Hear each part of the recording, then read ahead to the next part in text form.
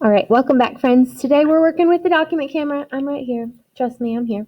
But we're going to be learning about document analysis today. But the first thing we have to do when we look at a document is think what type of document it is.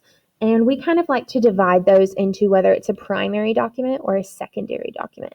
So a primary source document would be a document that is written about the time period during the time period. So let's think of some examples of that. A newspaper during the time period about what's going on would be a primary source document. A letter from Martha Washington to her husband George Washington about the time period during the time period. They didn't know that we'd be looking at all their documents thinking these are primary sources in 2020, but it's about the time period during the time period. You could also consider diaries or autobiographies that people write about themselves about the time period during the time period.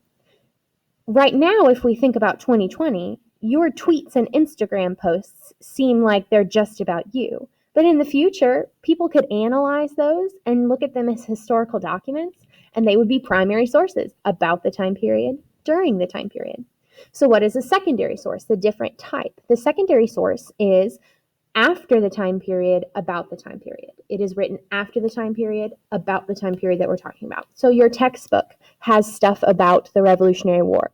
Your textbook was not written during the Revolutionary War, thus it is a secondary source. Are there primary sources within your textbook? Yes, but let's overlook that for right now. We could also look at the History Channel or history TV shows or historical fiction or Hamilton, like the Broadway musical. It's a secondary source. It's about the time period after the time period is already done. Okay? Certain books could be secondary sources. A biography about a president written in 1960. Well, if the president was president in 1912, it's after the time period written about the time period. Okay?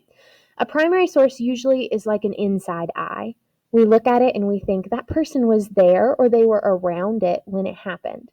A secondary source is an outside view. We've had time to look back and look at history and then write about it. Kind of like your textbook. It's pretty easy to summarize history in that textbook, okay?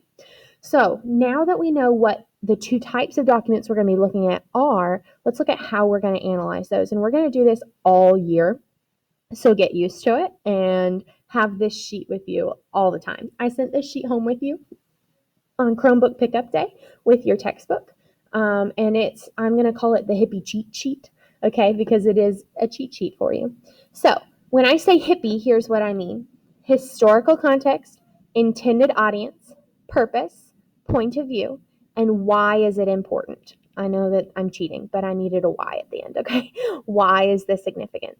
So we're going to be looking at one document, and on that one document, we're going to look at 5 different things about it. And I'm going to practice this 3 times with you today before you do 2 by yourself, okay? So the first one is historical context. Historical context is what's going on around the time period and place of the document, okay? In broader historical terms, where does this document lie? If history is a target, think like a target for target practice, the document would be the bullseye, and the historical context would be everything around the bullseye. What is going on around that time period, around that document? Okay? The intended audience, and I need you to read this by yourself. I'm not going to sit here and read all this to you. So before you do your homework here, read all of these things and flip to the back and look at the examples too.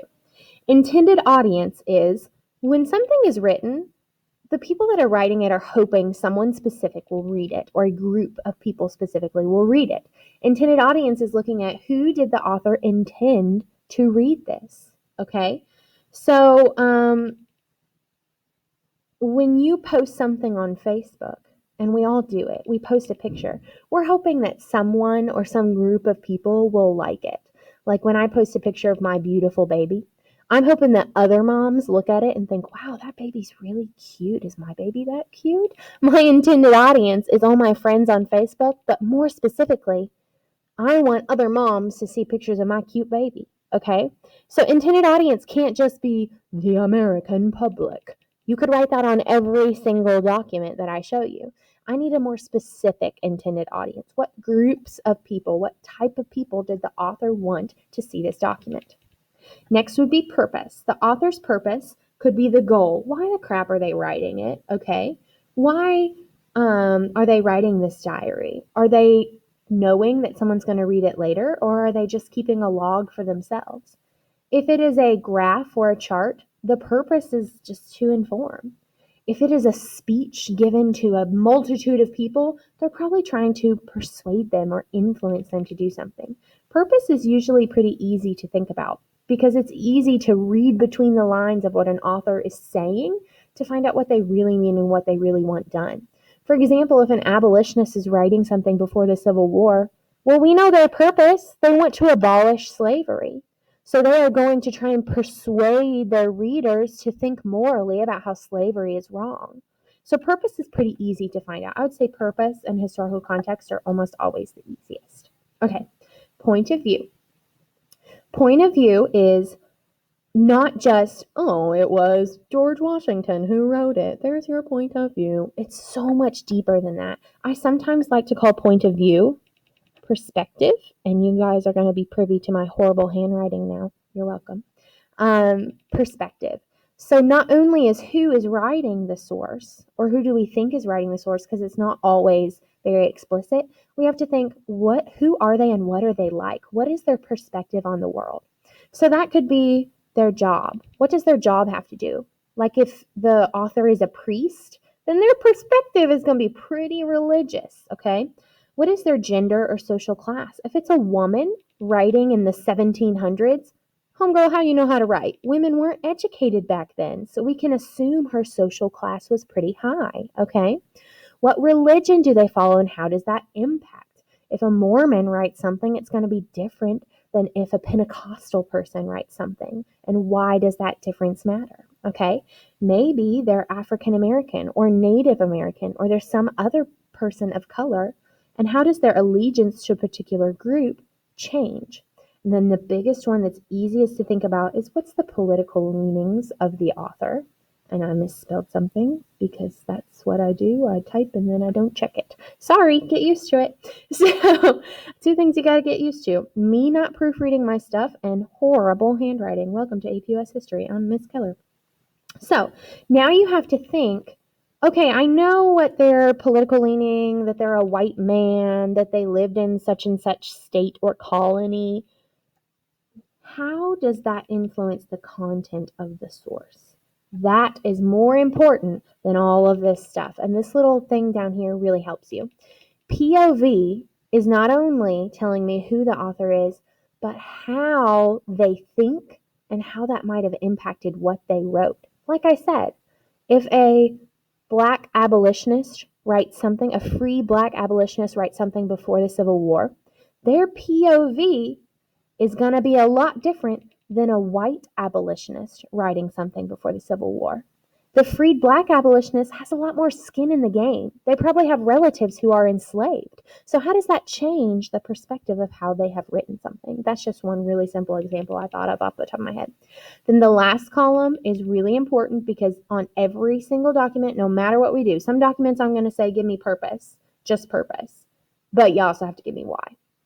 Every single document, no matter what, I'm going to make you do this column. I could skimp on some of these sometimes, but this is the most important because this is how we're going to start building the skills to write our document-based essays, our DBQs, okay? So why significance? Sometimes I like to think of significance as long-term.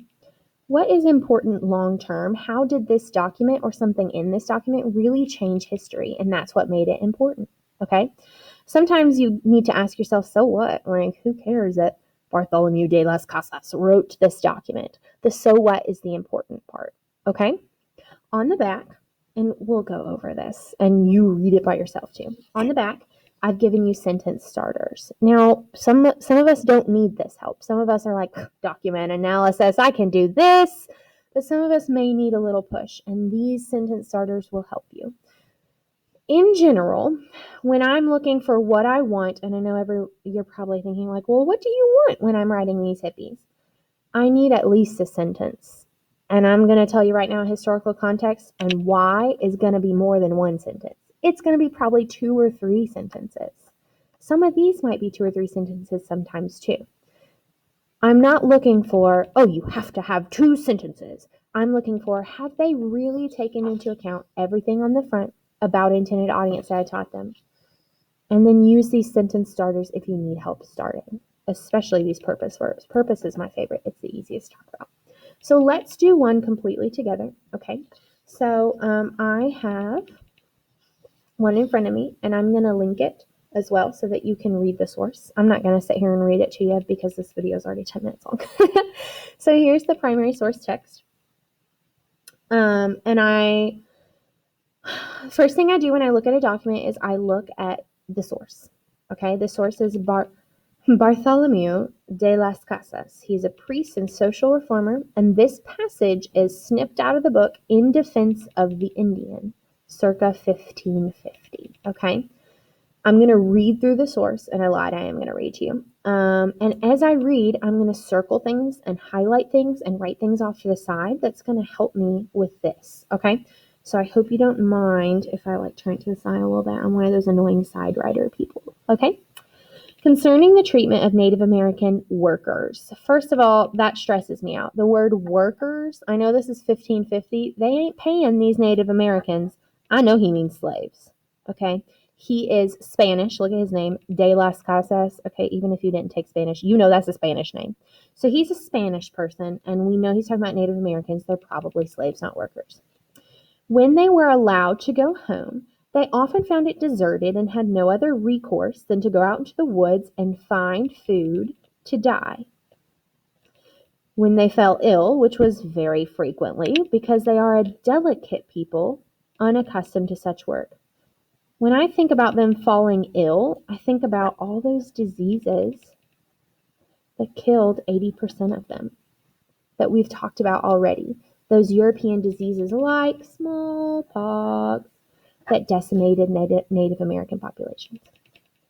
The Spaniards, I told you they were Spanish, I knew it, did not believe them and pitilessly called them lazy dogs and kicked them and beat them. So we know that violence is how the Spaniards treated the natives. That's just their baseline violence.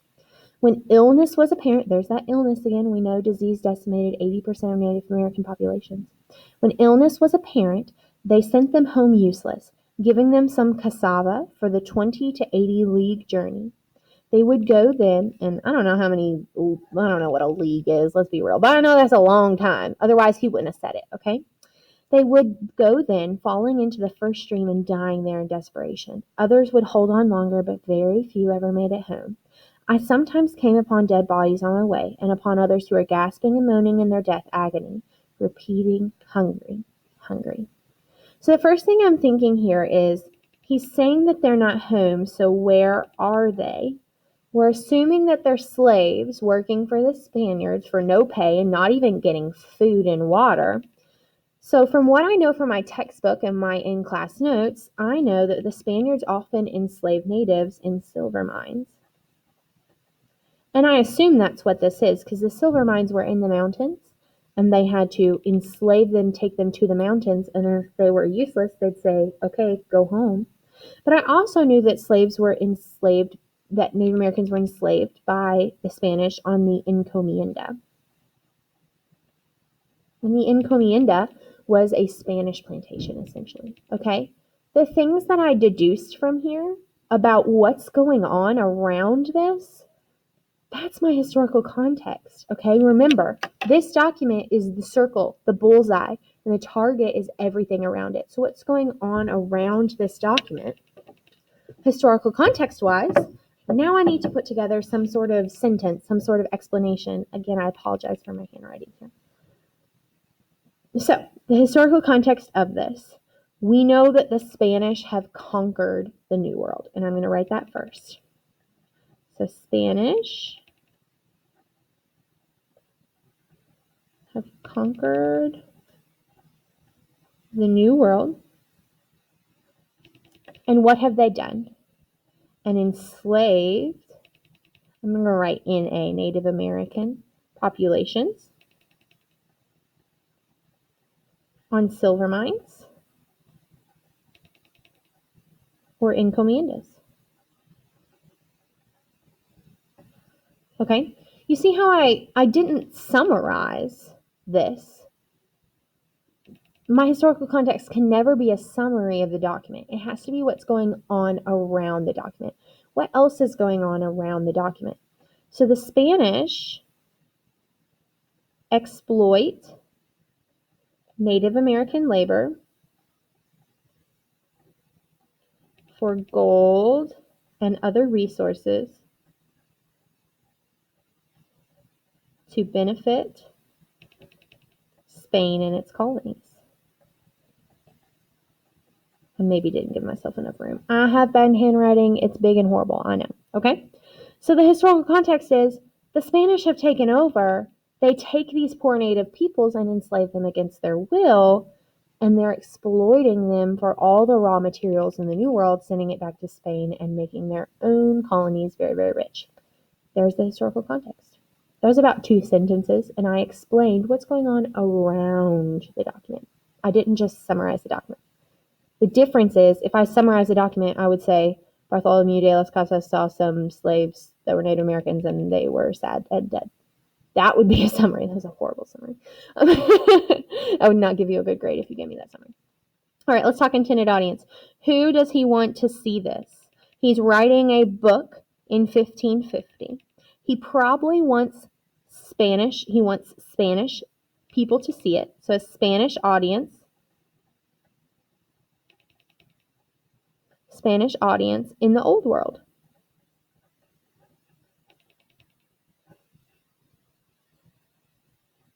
De las Casas, I'm going to put Casas, hopes those who would be appalled would read this. Okay, so you can't just say a Spanish audience. That's like saying the American people, okay? We need to dive deeper. Yes, he wants Spanish people in the Old World to read it, but who specifically? He wants people that would they would see this as horrible. They would be appalled. They would sympathize with the Native Americans to read this, okay? Remember also, he's a priest and social reformer, so he wants other priests and social reformers to probably read this as well. What is his purpose? Purpose is almost always the easiest. Casas wants to inform, right? He wants other people in the Old World to know what is going on in the New World. He wants to inform and incite. That means like get them feeling, incite horror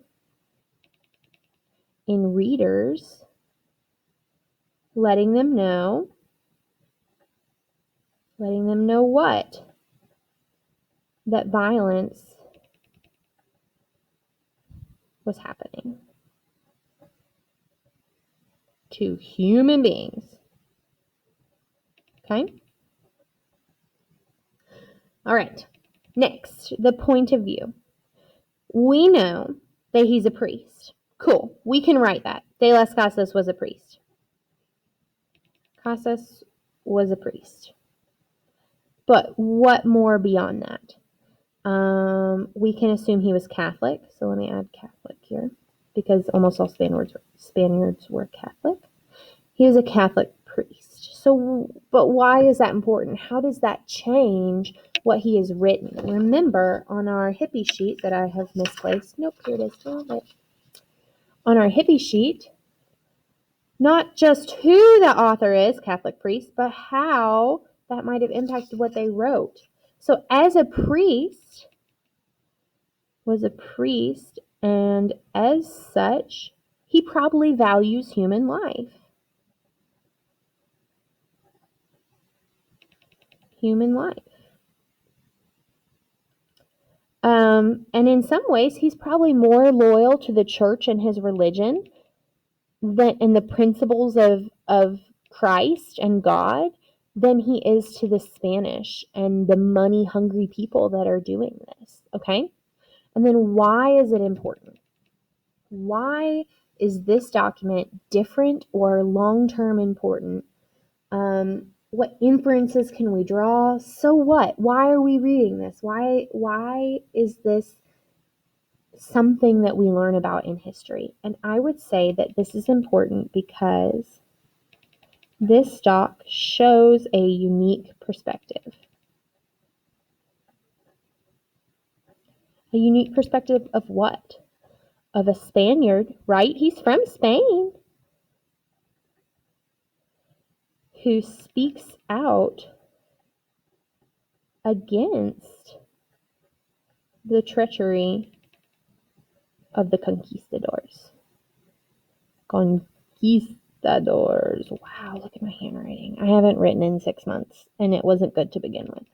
So this doc shows a unique perspective of a Spaniard who speaks out against the treachery of the conquistadors. Casas, why is he important? Is important because he becomes a voice. A voice for who? A voice for Native peoples. He speaks out against these treacheries in multiple books, in defense of the Indians and other writings, talking about how the Spanish should not exploit Native populations, and that just wasn't something that was being done at the time. All right, this is one primary source breakdown. I'm going to do another one on a different video so it's not so long, and I'll make that one optional for you guys to look. This was a primary source. I'm going to do a secondary source in another document.